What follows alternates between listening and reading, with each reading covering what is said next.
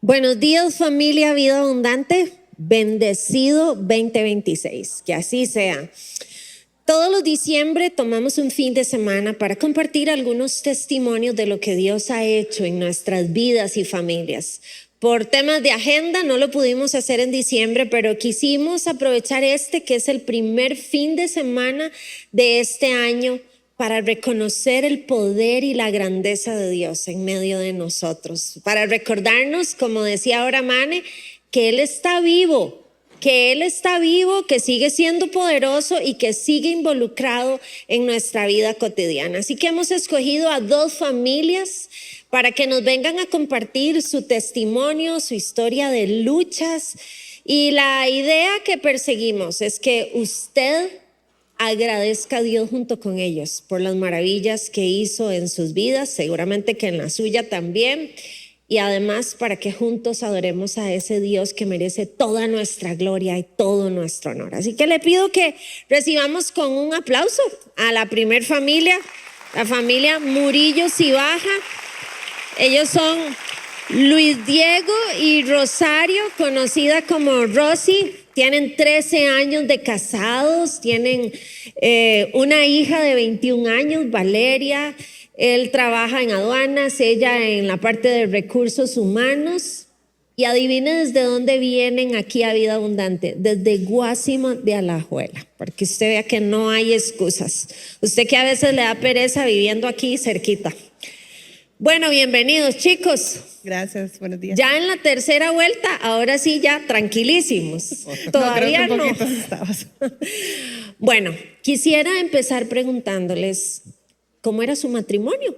Cuéntenos cómo fueron esos primeros años de vida de casados, ese cuento de hadas que uno construye al lado de su pareja, sueños e ilusiones. ¿Cómo se dio eso?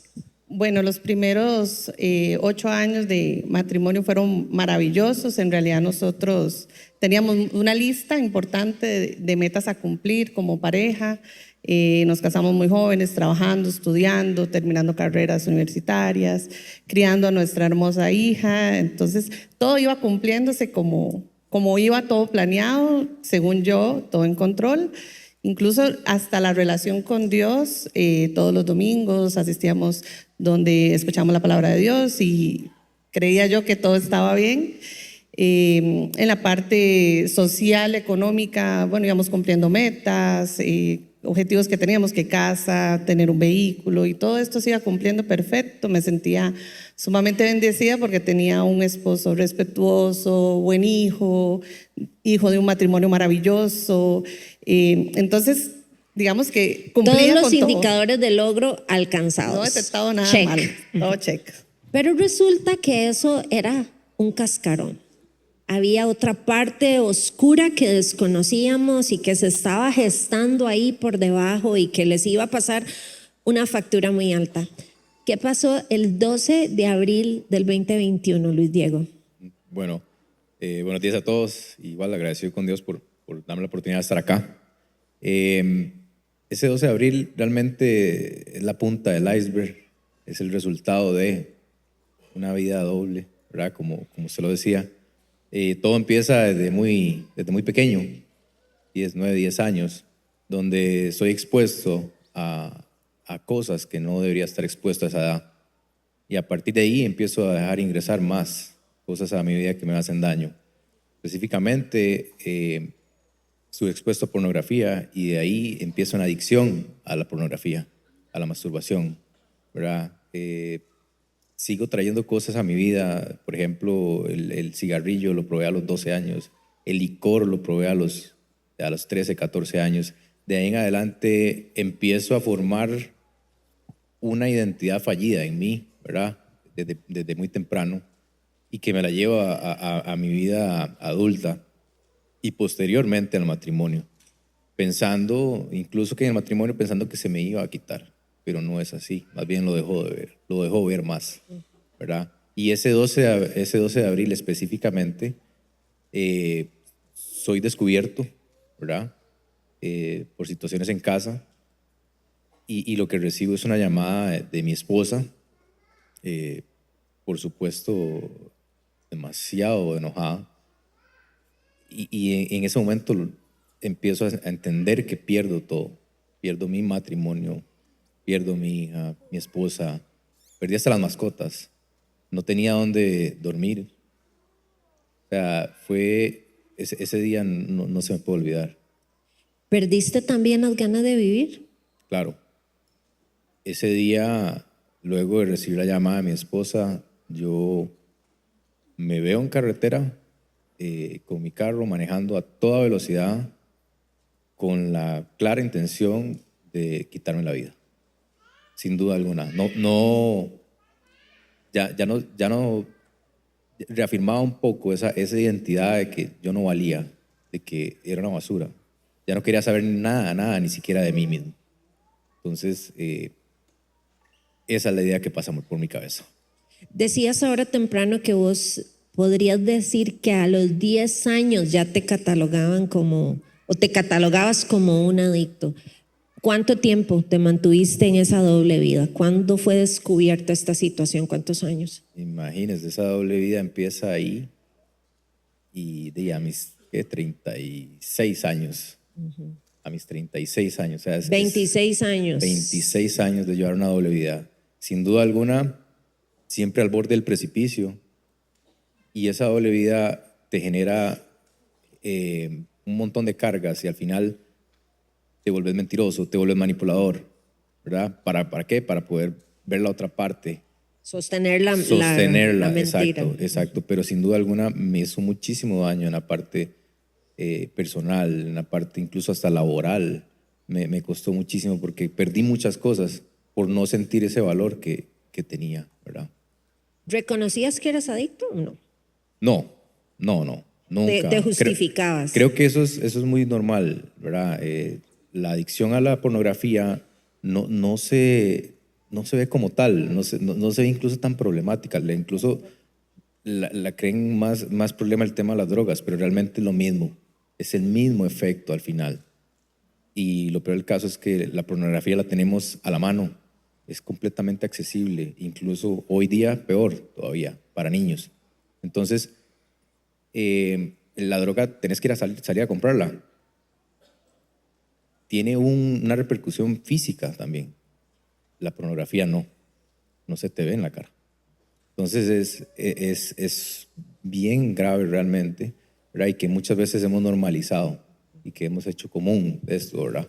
Pero sin duda alguna creo que tenemos que salir adelante más bien y dejarlo ver, así como estamos haciéndolo ahorita.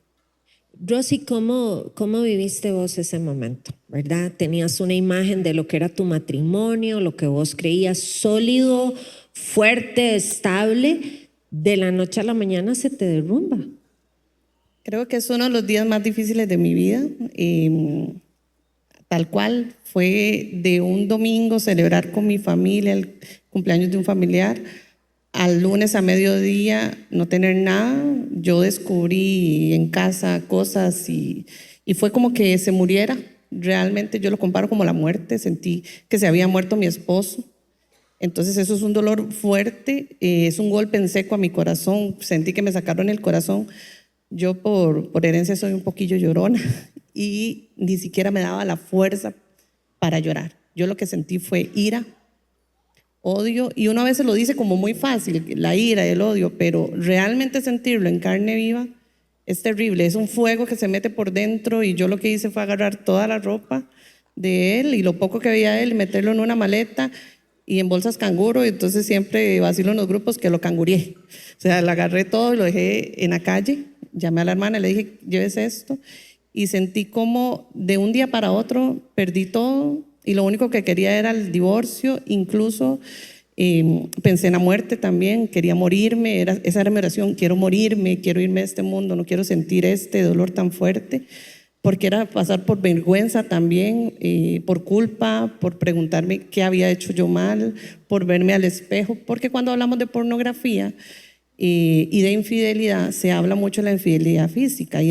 es terrible, pero la infidelidad virtual es un daño tan profundo para el que la vive, hombre o mujer, porque yo no creo que esto sea exclusivo de las mujeres las que son traicionadas. Hay montones de hombres que son traicionados también, y verse en un espejo y me preguntaba, ¿qué tengo yo malo? ¿Qué hice mal? Empecé a repasar mi vida y dije, ¿en dónde estuvo el huequito que por ahí entró el enemigo? Y no lo encontraba, y lo único que me mantuvo en este mundo y en esta vida, en ese momento tan terrible, fue Dios, que me ha amado siempre, y mi hija, que decía, bueno, tengo que vivir por mi hija, porque ya ahora solo quedamos ella y yo, pero sí realmente el dolor y lo que se siente es igual a un trauma. El que vive una traición vive un trauma, incluso los expertos así lo catalogan como un trauma, y es un dolor tan profundo que uno lo que necesita o lo que desea es como dormirse y despertar y decir, esto es una pesadilla, fue un mal sueño, porque era también pasar por vergüenza con mi familia, que lo amaba profundamente, con la familia de él, incluso con el trabajo, con compañeros y demás. ¿Qué tipo de relación tenían ustedes hasta este momento con Dios?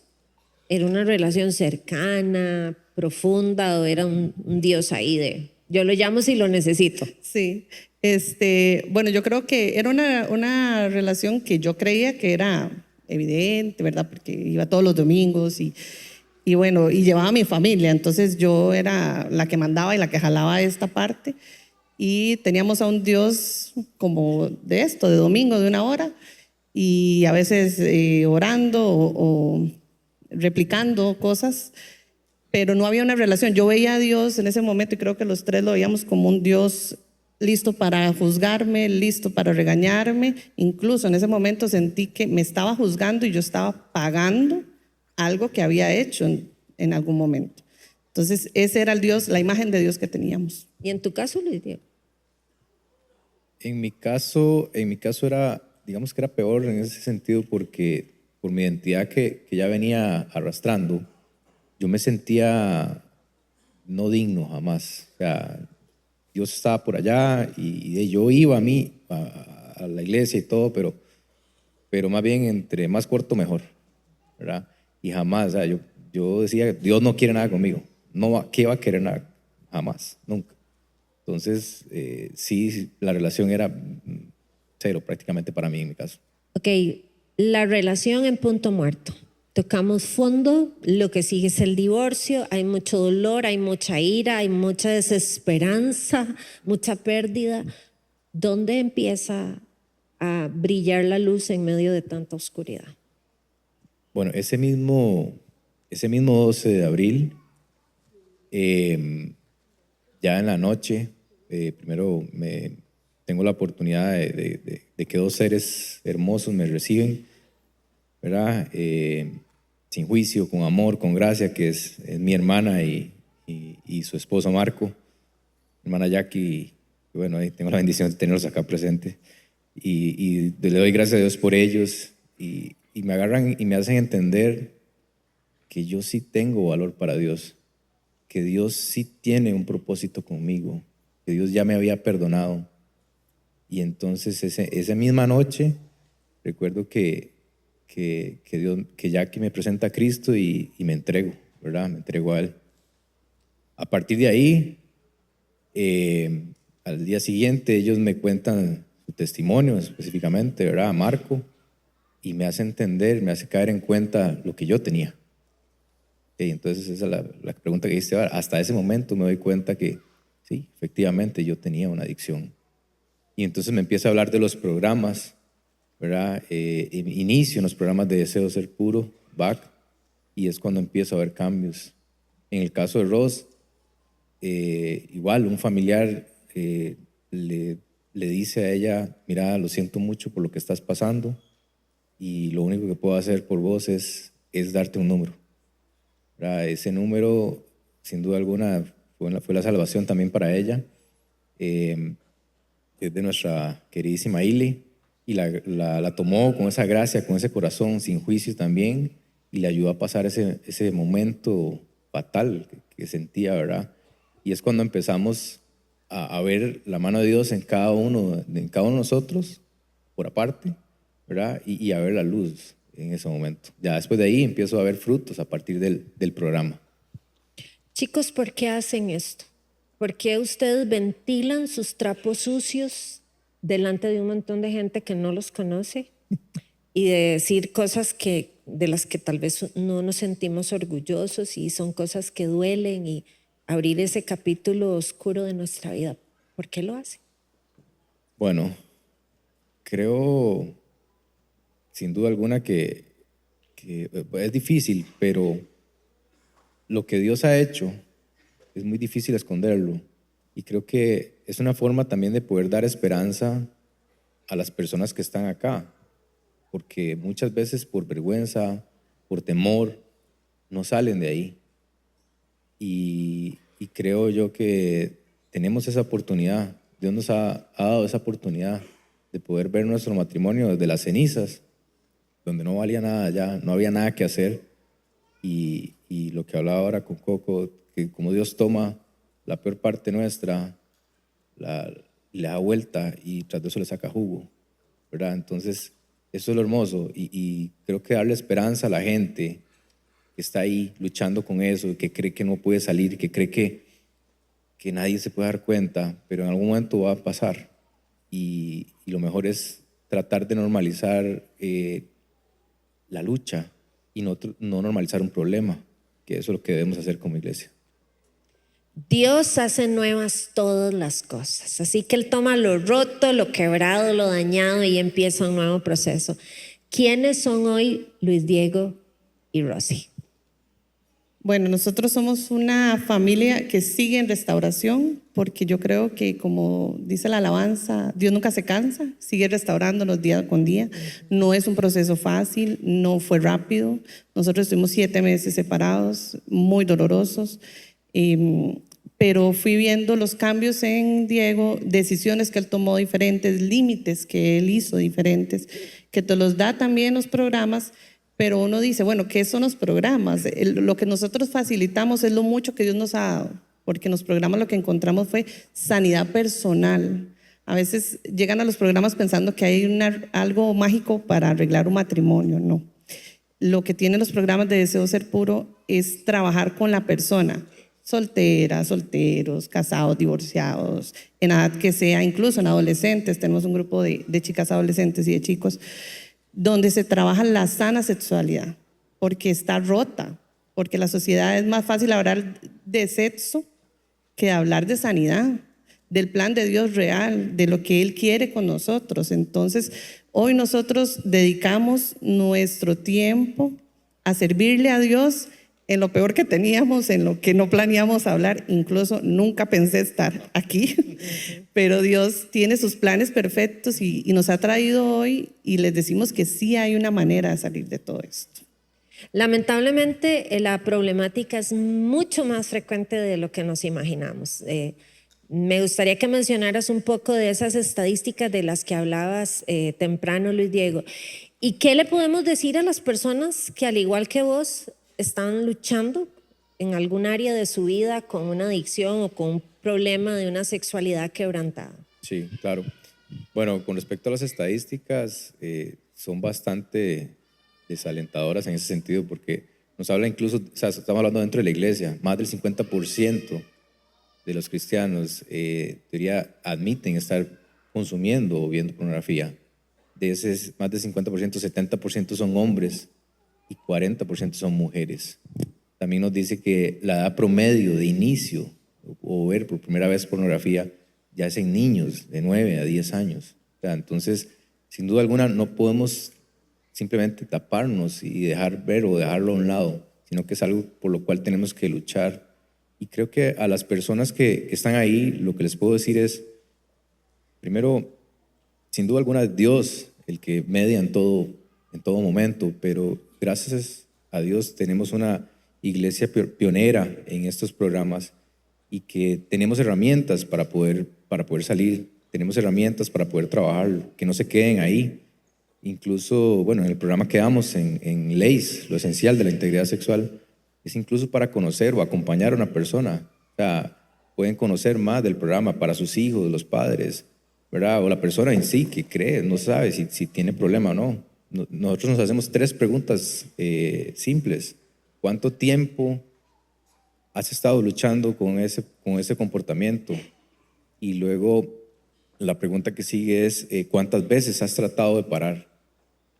Y por último, ¿cuánto dolor te está generando a ti o alrededor, o sea, a tu familia? Son 3 preguntas que nos pueden dar un indicador así claro que necesitamos ayuda. Pero la ventaja es que aquí tenemos las herramientas y podemos hacerlo. Hay esperanza. Hay esperanza, correcto. Celebramos que un pródigo un día volvió en sí y que regresó a casa y se encontró con el perdón y que Dios escribe nuevas historias. Le damos Amén, un aplauso. amén. Y con este mismo aplauso recibimos a la próxima familia. A la familia Cairol Trejos. Ahí ven la foto mientras se van acercando. Ellos son Johan Cairol, Mónica Trejos. Tienen 22 años de casados, 2 hijos maravillosos, Gabriel de 20, Mati de 13. Johan se dedica o es profesional en la parte de publicidad y mercadeo. Moni es directora de un colegio. Ellos vienen desde Cartago. El Señor además los llamó al servicio ministerial hace 3 años y ellos son los pastores de nuestra iglesia Vida Abundante en Cartago. Qué lindo, por si no los conocían. Sí. Buenas. Bienvenidos nuestros amados Moni y Johan. Sé que a Moni algunos la recordarán porque oramos mucho por ella mientras estuvo en crisis. Así que entremos de una vez en materia. Moni cuenta una parte y Johan la complementa en las que ella estuvo Listo. inconsciente. Moni, ¿cómo es que un diagnóstico relativamente sencillo, no voy a minimizar la gravedad, pero frecuente, digamos, de piedras en los riñones, se convierte en algo tan grave? Entraste por una cirugía de 4 días, decían los médicos, y terminó en 2 meses de internamiento. Bueno, buenos días, ¿cómo están? Primero agradecerles sus oraciones, porque gracias a eso estamos hoy aquí, definitivamente. Un Dios de milagros y siempre bueno. Definitivamente uno no sabe lo que viene ni a lo que va, ¿verdad? Cada día hay que vivir un día a la vez. Nosotros entramos, tuve un diagnóstico de piedras en los riñones durante 1 año aproximadamente, 1 año y medio, en donde cada 2 meses tenía un evento. Entonces caía en el hospital, me ponían morfina para bajar el dolor y pasé en esto durante 1 año y un poquito más. El 14 de mayo, como en febrero nos dicen que el 14 de mayo del 2025 iba a ser operada. Nosotros celebramos eso porque ya nos dijeron, con eso ya usted va a quedar bien, porque encuentran en el uréter una piedra, entonces se había deformado un poco y necesitaban arreglar eso. Cuando yo entro caminando, entro perfecto, ¿verdad? Entro sana. Sin embargo, con 20 kilos más, además. Con 20 kilos más, exactamente. Perdí 20 kilos en todo este proceso. Y entro a la operación, el 15 me operan, era jueves, por cierto, la primera operación. En esa operación ellos encuentran, cuando me abren los médicos, encuentran que mis órganos estaban todos pegados. Yo hago adherencias en mi cuerpo, entonces ya había tenido 2 cesáreas, había tenido una histerectomía y me habían sacado un ovario, ya había pasado por 4 operaciones anteriores y eso hace que cuando los médicos empiezan a abrir, se me hace una perforación en el intestino. Perforan el intestino, entonces empiezan a correr y demás. Y me salgo, en lugar de llegar a salón, ya entro a la UTI entubada por primera vez, ¿verdad? Y ya al ratito, como a los 3 días, digo yo un ratito, pobrecito mi esposo me tenía inconsciente ahí, 3 o 4 días, ¿verdad? Ya me pasan a salón. Yo estoy bien y como el segundo día empiezo a sangrar, pero mucho. Yo me ponía de pie, todavía ahí podía ponerme de pie, me dolía mucho la pierna, pero podía ponerme de pie y sangraba. Y yo le dije a los médicos, aquí hay algo raro porque yo no tengo útero, no puedo estar sangrando. Me vuelven a meter jueves nuevamente al quirófano y se dan cuenta que es que se había perforado también la vejiga. Entonces ya con la vejiga perforada y demás, entran de nuevo y se dan cuenta que también seguía todavía la perforación en el intestino. Entonces tenían que me hicieron una colostomía aquí del lado izquierdo. En esa colostomía, como tenía ya la herida previa de la primera operación, se une la herida. Entonces, al unirse la herida, otra vez el jueves me vuelven a meter a quirófano y ahí se complica más la situación. Pierdo mi riñón izquierdo, me lo tienen que quitar, porque se dan cuenta que a pesar de todo, el uréter tampoco, el implante que me ponen no sirvió. Entonces pierdo el riñón. Nuevamente salgo a cuidados intensivos. Mi esposo me ve, ¿verdad? Se dice que esa operación dura muchísimo y que cuando él sale, yo fui la última que salgo de quirófano, y él nada más ve a donde llevan la camilla y va alguien encima mío dándome para respiración y le dicen a él, sígame, ¿verdad? Porque él pregunta que si era yo y le dicen, sígame nada más. Y ahí le dicen, nuevamente está mal, hubo una situación complicada, pero salimos de esa. Para no cansarlos con la historia, fueron 9 operaciones. Jueves tras jueves yo estaba entrando al quirófano, 9 operaciones. En la última, ya se suponía que ya todo se había arreglado, quedó con una colostomía en el lado derecho, me indican que es permanente, porque los médicos me dicen, tenés que buscar quién te opere, porque nosotros no te vamos a operar más. Cada vez que te abrimos, se complica la situación. Les da miedo. Les daba miedo, exactamente. Entonces, cuando llego nuevamente a la UTI, porque empieza una infección en mis pulmones, me entra un hongo en los pulmones, y esto provoca que el día antes del Día del Padre, empiezo a no poder respirar. Estoy en la UTI, me tienen con un montón de máquinas. Yo les comentaba el día de ayer que una de las cosas que noté en el hospital es que nunca hay espejos. Yo no sé si ustedes lo han notado, y es porque si uno ve cómo está, probablemente entra en crisis, ¿verdad? Porque realmente ya ahí yo no podía casi ni comer, me daban la alimentación por medio de una sonda por medio de la nariz, y estaba llena de máquinas y demás. Y ese día me acuerdo que como a las 10 de la noche yo esperaba que un enfermero, que es un papá de la escuela donde trabajo, llegara, porque me sentía en confianza. Yo decía, alguien conocido por lo menos ahí, ¿verdad? Y ese día llegó don Maynor, él siempre se lavaba las manos, me daba la mano, él estaba muy fría. Y yo le dije, no puedo respirar, enseñas, porque yo no podía ni hacer esto. Eso es imposible hacerlo cuando uno tiene ya una situación así. Así que dele gracias a Dios porque usted puede respirar solito, porque eso es una bendición, eso es un milagro.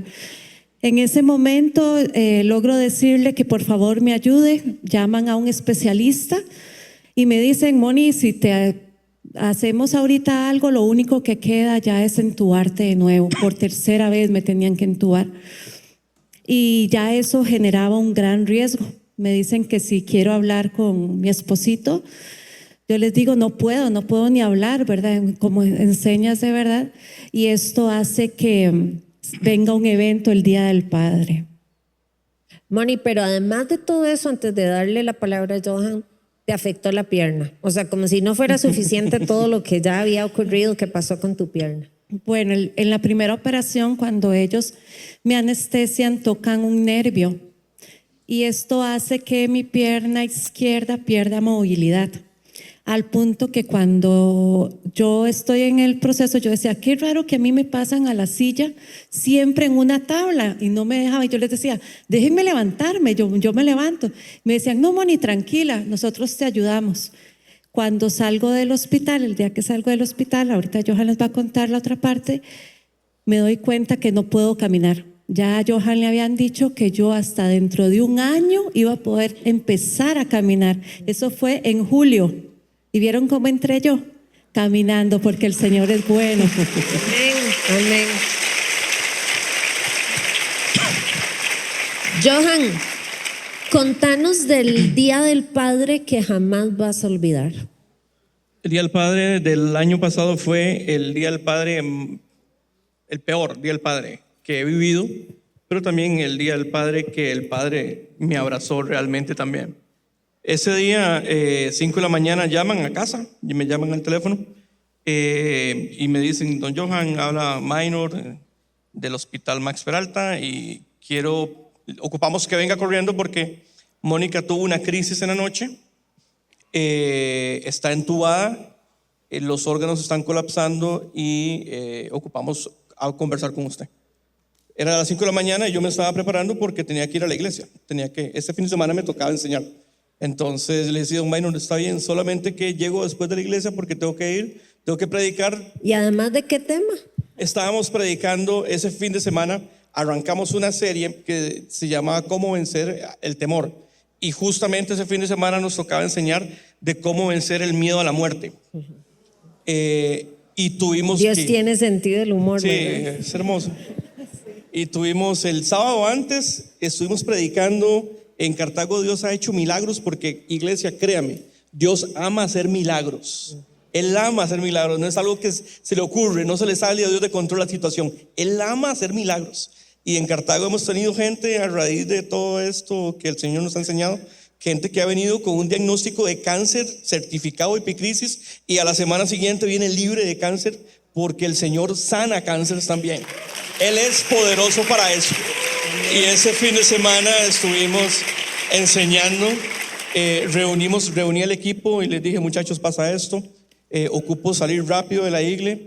Mi hijo mayor estaba trabajando, el menor, Mati, de 13, que está acá, perdón, íbamos a ir a almorzar con un amigo, con mi hermano, el alma, Randall Alvarado. Randita, él es pastor de la iglesia. Íbamos a ir a su casa y yo le dije: Randita, llévatelo. Yo salí corriendo, ministramos, ese día oramos, ministramos. El Señor se movió también poderosamente. El Señor siempre hace algo, es increíble, porque Él, donde hay dos o más reunidos en su nombre, su presencia está ahí. Y la presencia del Señor, donde está, Él hace milagros de lo que sea. Y salí corriendo para el hospital, eso sí. Y donde llegué me estaban esperando los médicos y las enfermeras y me dijeron: no, Johan, Mónica empezó a colapsar. Le colapsó el hígado, le colapsó ya el riñón, le colapsaron la médula, los pulmones están inundados, no hay manera de sacarle líquido. Lo único que estamos esperando que se detenga es el corazón. Lo único que le está funcionando todo. Es lo único que le quedaba, el corazón. Estamos esperando que se detenga hoy en la noche, así que… En otras palabras, despídase. Ponga en orden todo lo que tenga que poner, traiga a quien tenga que traer para que hoy puedan despedir a Moni. Yo ese día estaba solo en ese momento, le pedí un espacio más. Algo que no les había dicho es que frente a nosotros, la UCI es muy cerrada, no hay mucha gente, pero eran 8 en toda la unidad, y frente a nosotros, por providencia divina, estaba Jime. Jime es la esposa de un muchacho que llegó a la iglesia en este proceso que Moni no estaba. Yo lo conocí en urgencias, éramos vecinos de cama. Su esposa también estaba en una crisis y estuvimos ahí orando por él y ministrándolo, ¿verdad? Y cuidándolo y todo este tema. Y ese día Fer estaba enfrente y me abrazó y yo pedí un espacio para quedarme solo con Moni. Hicimos lo que siempre hacíamos, que era: yo ponía música, le tomaba la mano, adorábamos, orábamos. Y ese día lloré solo, primero a mi esposa, porque yo no sé cómo le irá a usted, pero los que me conocen saben que lo que yo más amo en este mundo es a esta mujer. No hay nada que ame más yo en esta tierra que mi esposa. No hay nada, ni a mis hijos. Lo que yo más amo es a mi esposa. No, y no es que no lo quiera, pero ya está llorando. Pero no, ella es lo que yo más amo. A los hijos nos nace amarlos porque es natural, pero cuando es una persona que yo decido amar, es diferente. Yo decidí amar a Moni hasta lo último y ella, su corazón seguía latiendo. Y yo no había agendado ser viudo a los 47. Ser viudo a los 47 años no estaba en mis planes inmediatos. Teníamos muchos sueños juntos. Tenemos un hijo de 20, tenemos un hijo de 13, hay mucho por caminar todavía. Y yo recuerdo que la lloré con toda el alma y le agradecí al Señor por su fidelidad, su amor, pero tenía que ir a hablar con mis hijos. En eso que salgo, el trayecto del hospital a la casa son 15, 10 minutos. llamé a Richie, que Richie estaba en Uruguay, ahora Ire recordó el flashazo. Llamé a Richie, que lo amo, él es mi pastor, es una bendición que Richie nos pastorea a nosotros, aunque no seamos de esta casa, pero yo me siento parte de esta casa, nos sentimos parte de esta casa. Y lloramos a la distancia. Llamo a mi hermana, le digo, tráete a Gabo, que estaba en su oficina, mi hijo mayor trabaja los domingos, y Mati estaba con Randita, pido que me lo lleven a casa, y llegaron rapidísimo. Subimos al cuarto y les dije, muchachos, tenemos que ir al hospital ahora a ver a su mamá, porque probablemente ella muera hoy. ¿Cómo usted le explica a un muchacho de 20, de uno de 13, que probablemente al final del día van a ser huérfanos? Es muy duro. Perdón. Y sobre todo cuando aman a su mamá con toda el alma. Tengo 2 muchachos que la aman con todo. Y hubo mucho llanto, hubo preguntas que no hay respuestas que puedan calmar el dolor en absoluto, pero tenemos a un Dios en el cual hicimos una oración y oramos los 3 juntos y le agradecimos al Señor, nos preparamos y a las 6 de la tarde teníamos visita para entrar a ver a la princesa. Y cuando entramos en Cartago ese día llovió, que ustedes no tienen ni idea, fue así un diluvio. Entramos y nos estaban esperando también los médicos, los enfermeros, alguna gente para decirnos que lo sentía mucho. Entramos y nos dijeron prepárense porque Mónica está boca abajo, ya le habían dado vuelta, y eso es aún más feo visualmente porque al estar el cuerpo boca abajo empieza a sangrar, ya sangraba por la boca, la nariz, estaba muy inflamada. Y los 2 muchachos se fueron sobre Moni y lloraron a su madre. Claramente les dejamos un espacio para que llorara. Hicimos lo que teníamos que hacer. Pusimos música los 3, le tomamos la mano a la Moni, adoramos, la lloramos, le entregamos al Señor, a mi esposa y a su mamá, pero con la confianza de que Dios sabe cómo tratar la muerte. Y la única forma en que Jesús trata la muerte es con vida, porque Él es un Dios de vida. Sabíamos que si su corazón se detenía, su vida iba a continuar. Y eso es nuestra esperanza. Muchas horas de agonía esperando esa llamada con las noticias más terribles que nadie quería escuchar. ¿Qué pasó? Evidentemente no se murió porque aquí está Lázara moderna, vivita Bendito y coleando. Gracias al Señor. Nos mandan para la casa a esperar la llamada. Y vaya descansen porque mañana va a ser un día largo. Había que sacar un cuerpo, había que contratar un funeral y había que prepararnos para eso. Nos vamos para la casa y esa noche yo no dormí, yo pasé directo, claramente esperando que el teléfono no me sonara, pero esperando lo peor, preparándome para estar con mis hijos. Y recuerdo que esa noche subo a la oficina y descansamos siempre, hermanos, descansamos siempre en la soberanía de Dios. No le hemos preguntado a Dios por qué, porque Él es soberano, Él es el que decide y el que marca nuestras vidas. Yo no tengo por qué darle órdenes al Señor, Él es el que me ordena a mí. Pero recuerdo que aquella noche ya había dejado de llover, yo estaba en paz con Dios, estábamos en paz con Dios. Y dijimos, Señor, estamos bien. Pero si me permitís sugerirte algo, yo te pediría por favor que me devolvas a Moni. Me hace falta tener nietos, me hace falta entregar a mis hijos con ella para que se me casen. Nos hace falta construir una iglesia, queremos construir una iglesia allá en Cartago para que la gente vaya a ser sana en el nombre de Jesús. Nos hace falta ir a Roma, conocerla, nos falta mucho por caminar juntos.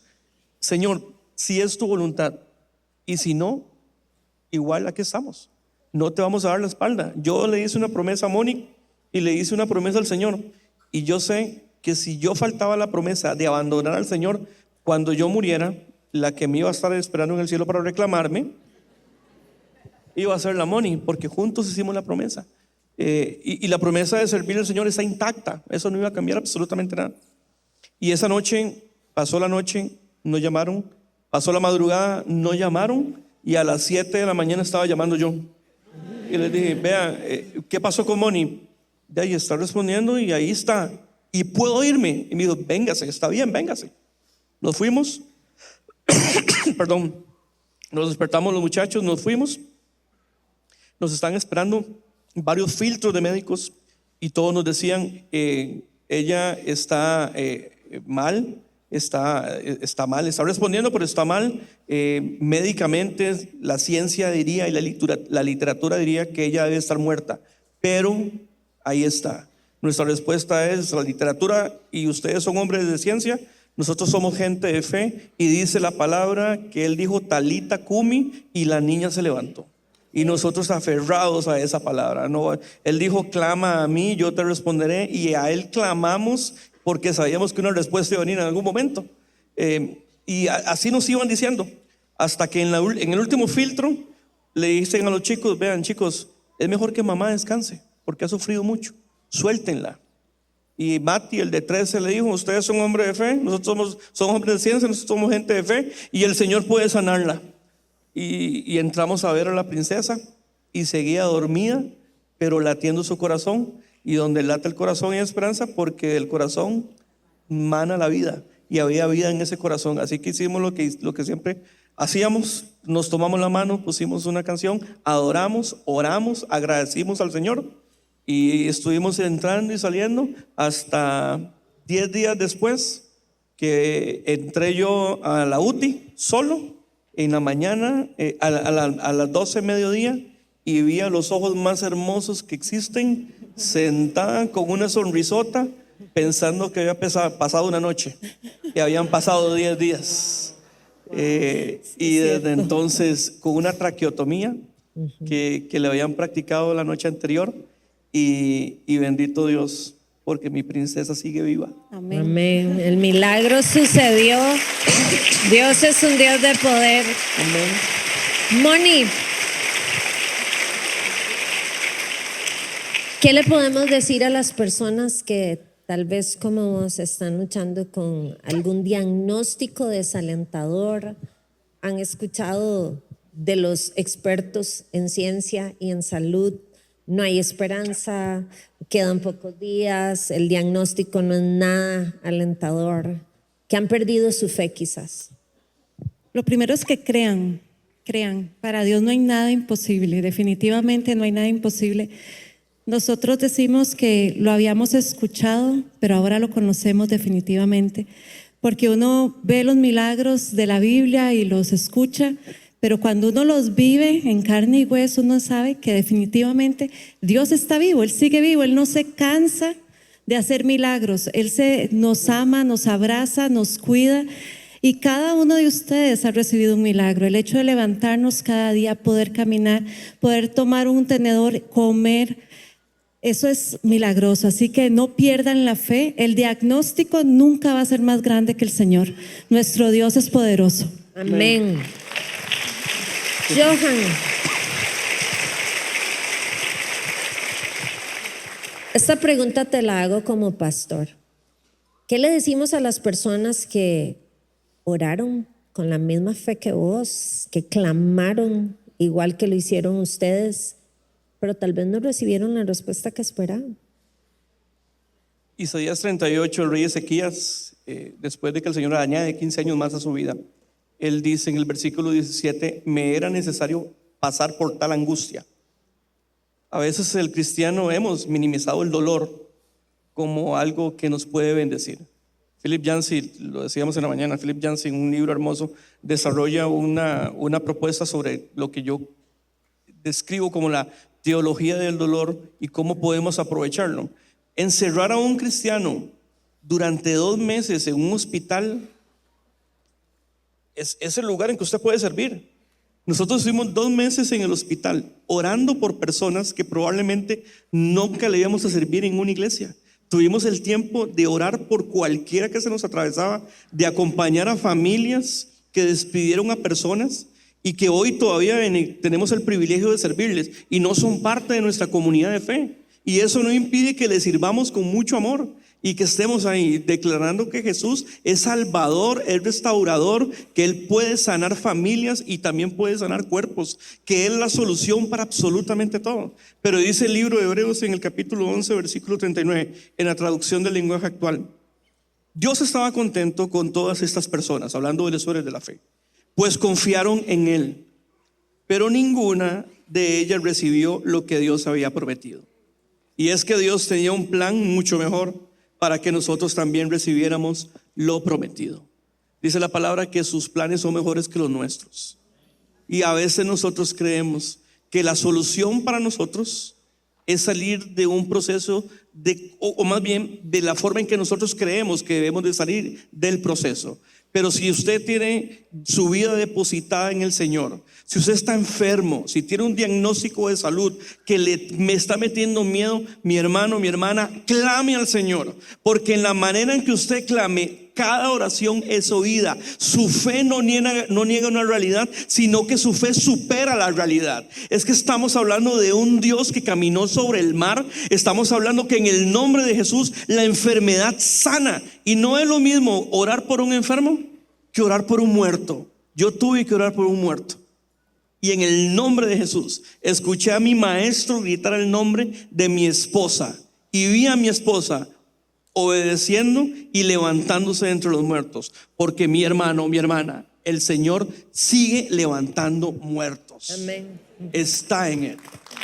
Celebramos que el mismo poder que levantó a Lázaro de entre los muertos levantó a Moni también de la tumba, y damos gracias a Dios por su fidelidad en las vidas de ellos. Les despedimos y quisiera cerrar con una breve reflexión. Empezamos año y sé que la mayoría de nosotros hace planes, y los planes que hacemos suelen ser optimistas. Este año me caso. Este año termino la universidad. Este año voy a comprar casa. Ninguno presupuesta la crisis. A ninguno de nosotros se le ocurre decir o planear perder el trabajo este año, divorciarse, enfermarse, tener que enterrar a un ser amado. Pero la crisis es parte de la vida. No nos la podemos brincar. Y si en este 2026 te va a tocar en algún momento enfrentarte a una situación de crisis, yo quiero recordarte lo que dice la palabra de Dios. Allá en Mateo 6:33, Jesús está hablando con los discípulos y Él dice: miren, no se preocupen por el mañana. Ese afán que tenemos los seres humanos de angustiarnos, ¿qué voy a comer? ¿Qué voy a vestir? ¿Qué va a suceder? No se angustien por estas cosas. Más bien, dice, busquen primeramente el reino de Dios y su justicia, y todas las demás cosas les serán añadidas. Y hay dos elementos aquí a los que quiero llamar su atención. El primero de ellos es que la lista de prioridades de Dios es muy diferente a la nuestra.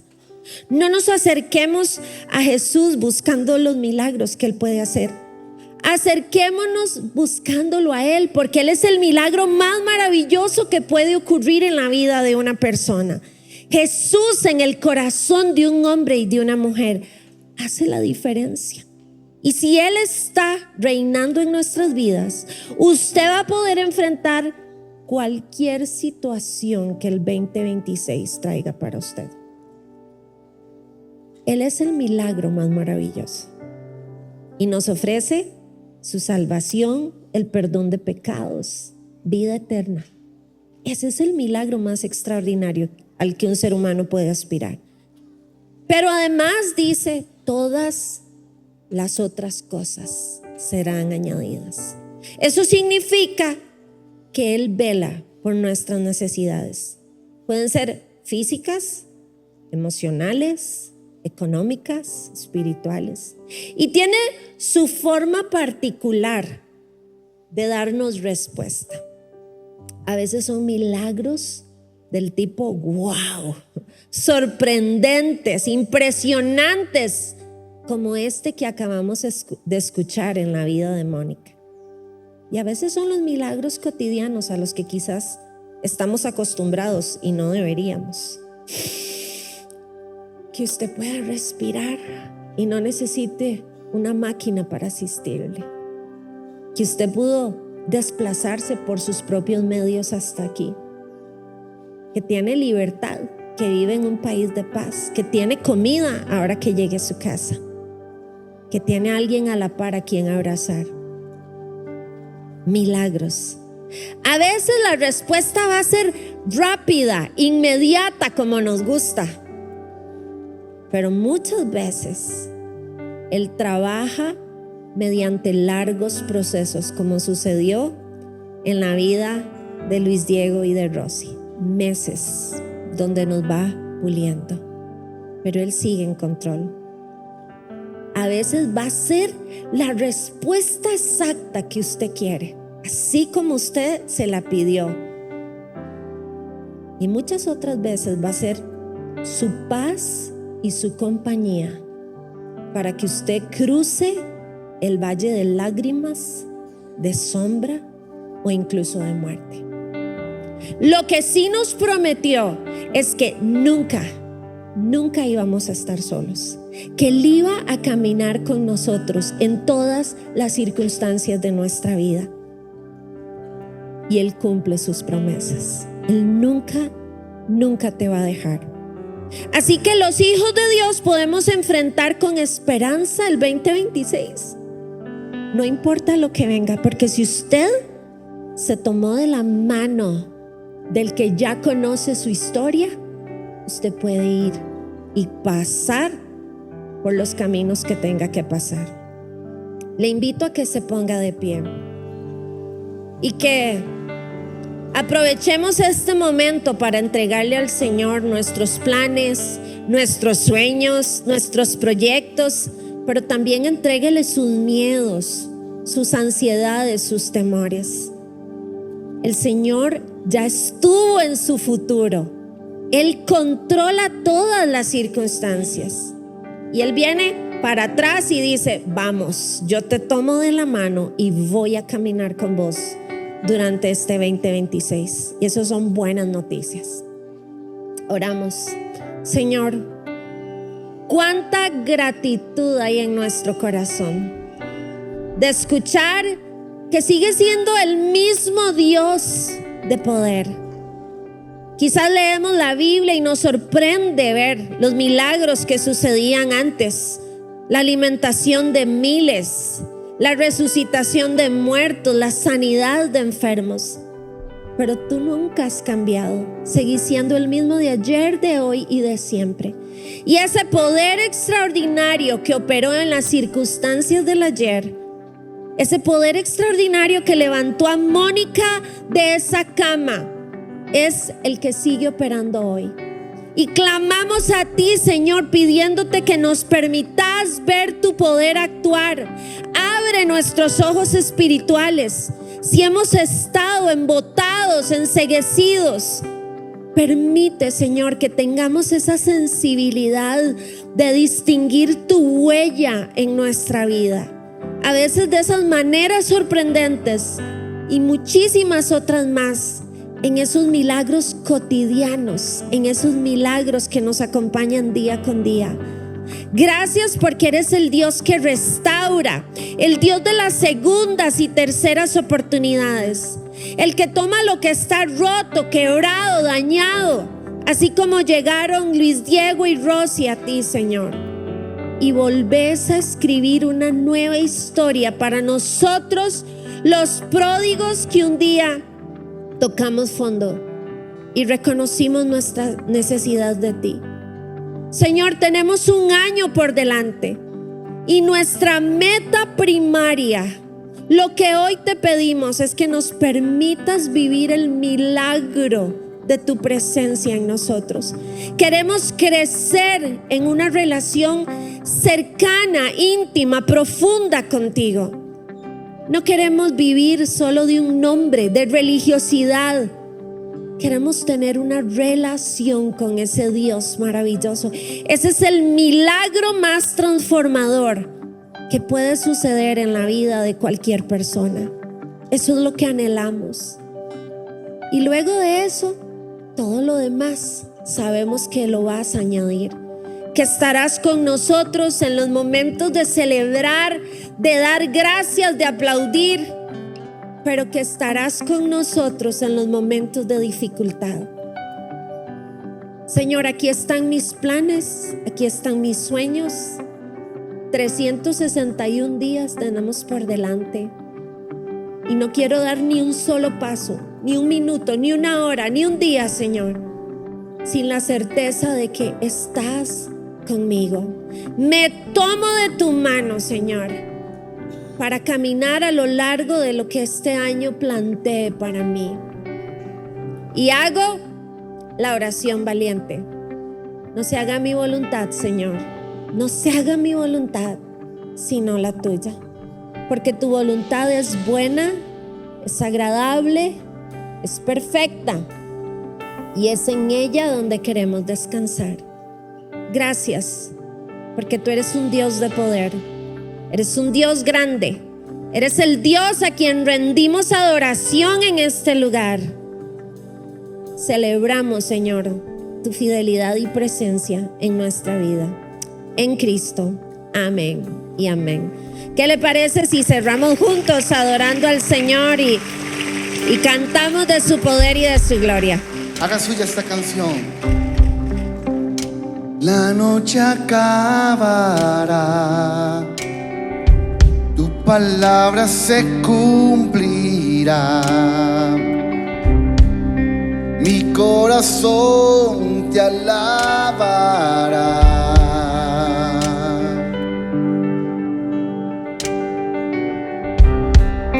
Cristo mi Salvador,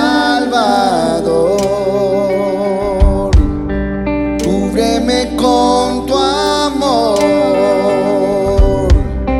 Mi corazón te alabará.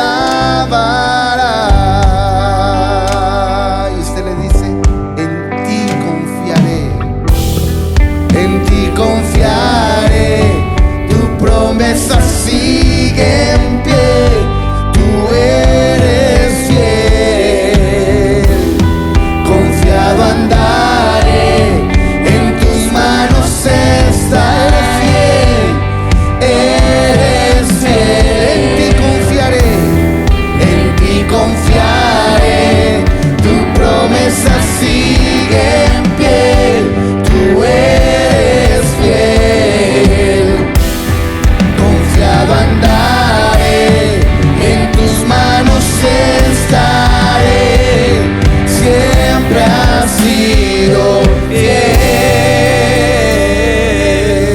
Es el Dios de maravillas, el Dios de milagros, el Dios que hace todo lo que usted no cree que puede hacer, Él lo hace. Porque es un Dios poderoso, porque es un Dios que reina, porque es un Dios que nos ama y tiene mejores proyectos para usted y para mí. Vamos a decirle al Señor así: yo sé que tú mueves montañas, yo creo en ti, sé que lo harás otra vez. Abriste el mar en el desierto, yo creo en ti, sé que lo harás otra vez. Yo sé que tú mueves montañas, yo creo en ti, sé que lo harás otra vez. Abriste el mar en el desierto, yo creo en ti, sé que lo harás otra vez. Yo sé que tú, yo creo en ti, sé que lo harás otra vez. Abriste el mar en el desierto, yo creo en ti, sé que lo harás otra vez.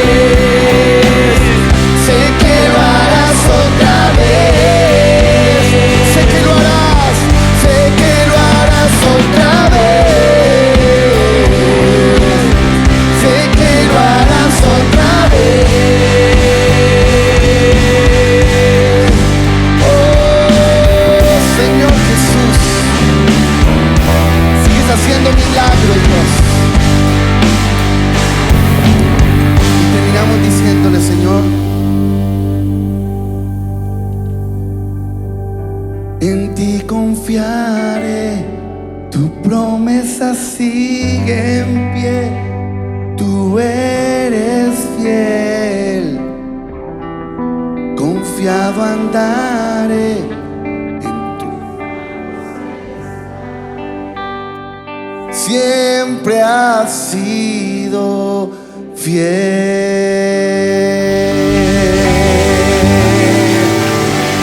Gracias, Señor, has sido fiel.